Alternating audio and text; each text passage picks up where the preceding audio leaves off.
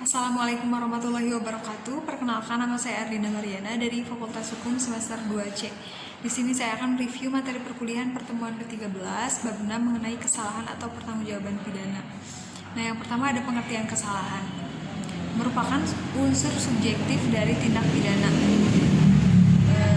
Kesalahan adalah keseluruhan syarat yang memberi dasar untuk adanya pencelaan pribadi terhadap perbuatan pelaku tindak pidana. Dalam arti yuridis dibagi menjadi dua, yaitu yang pertama ada kesengajaan atau dolus dan yang kedua ada kealpaan atau culpa. Unsur-unsur kesalahan. Yang pertama ada kemampuan bertanggung jawab, yang kedua adanya hubungan batin antara pelaku dengan perbuatannya, yaitu yang berupa kesengajaan atau kealpaan. Dan yang ketiga ada tidak adanya alasan pemaaf. Yang kedua ada pengertian kesengajaan atau dolus. Dalam KUHP tidak ada definisi tentang kesengajaan, tetapi dalam MVT kesengajaan diartikan dengan menghendaki dan mengetahui atau willen and weten. Jadi dikatakan sengaja apabila pelaku menghendaki apa yang dilakukannya dan mengetahui perbuatan yang akan dilakukannya. Yaitu yang pertama, atas dasar itu pelaku mempunyai kehendak untuk mewujudkan. Nah, selain itu pelaku juga menghendaki akan akibat yang timbul, atau pelaku juga sudah dapat membayangkan akan akibat yang nanti timbul. Nah, perbedaan kedua teori ini adalah dalam hal akibat dari keadaan yang menyertainya, walaupun dalam praktek penggunaan teori ini sama. Nah, ada corak dan bentuk kesengajaan. Yang pertama ada kesengajaan dengan maksud atau bertujuan. Nah, untuk mencapai tujuan yaitu bentuk kesengajaan yang paling sederhana, di mana perbuatan pelaku ditunjukkan untuk menimbulkan perbuatan yang dilarang dan pelaku menghendaki perbuatan tersebut serta akibatnya. Contohnya bisa dicek di video pembahasan sebelumnya. Yang kedua ada kesengajaan dengan sadar atau kepastian atau keharusan. Dan yang selanjutnya ada kesengajaan dengan sadar atau kemungkinan bersyarat.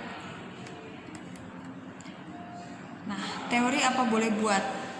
Dalam teori ini, keadaan batin si pelaku terhadap perbuatannya adalah sebagai berikut. Yang pertama, akibat itu sebenarnya tidak dikehendaki, bahkan pelaku benci atau takut akan kemungkinan timbulnya akibat tersebut. Yang kedua, akan tetapi meskipun demikian ia menghendakinya. Namun apabila keadaan atau akibat itu timbul, apa boleh buat? Hak itu diterimanya juga. Nah, ini berarti pelaku dapat memikul resiko. Nah, selanjutnya ada sifat kesengajaan. Yang pertama ada kesengajaan berwarna, ada kesengajaan tidak berwarna, ada dua. Nah, selanjutnya ada pembagian atau jenis kesengajaan.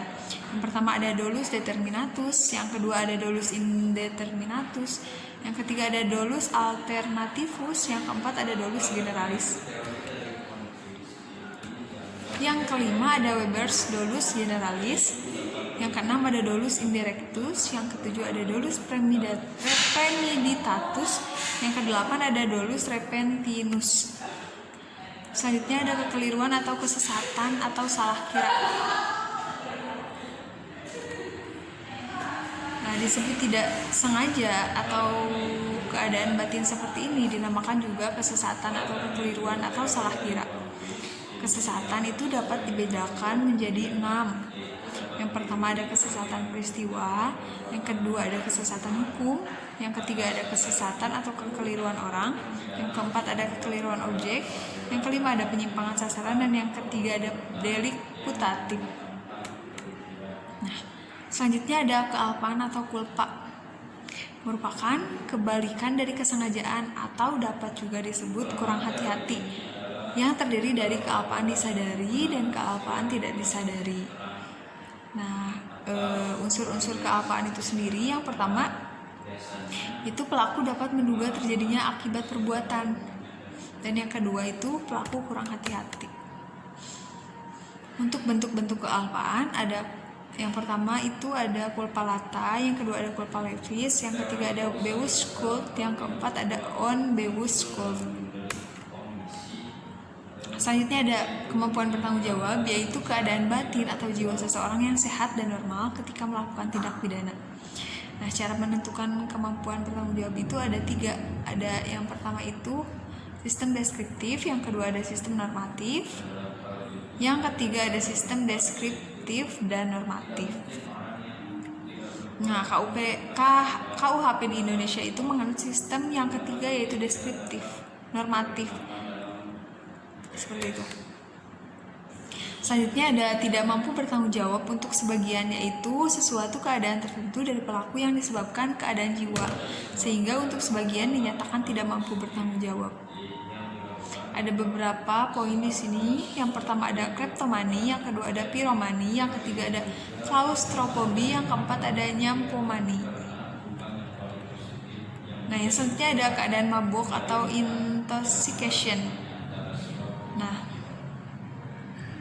dalam hal pelaku melakukan mabuk secara sengaja supaya berani dan tidak malu dalam melakukan tindak pidana adalah termasuk kesengajaan dan dapat dipertanggungjawabkan segala konsekuensi dan akibat dari perbuatannya. Jadi bukan alasan pemaaf atau penghapus pidana. Atas dasar itu harus dilihat batas mampu dan tidak mampu bertanggung jawab. Yang pertama ada pelaku tidak dapat dipidana. Pelaku tetap dapat dipidana asalkan dapat dibuktikan bahwa pelaku mampu bertanggung jawab atau pompe. Dan yang kedua ada pelaku tidak dapat dipidana karena dianggap tidak mampu bertanggung jawab atau noyon. Nah, apabila terjadi keraguan-raguan, maka harus diambil putusan yang paling menguntungkan bagi terdakwa. Cukup sekian review materi yang dapat saya sampaikan. Kurang lebihnya mohon maaf. Wabillahi taufik wal hidayah. Wassalamualaikum warahmatullahi wabarakatuh.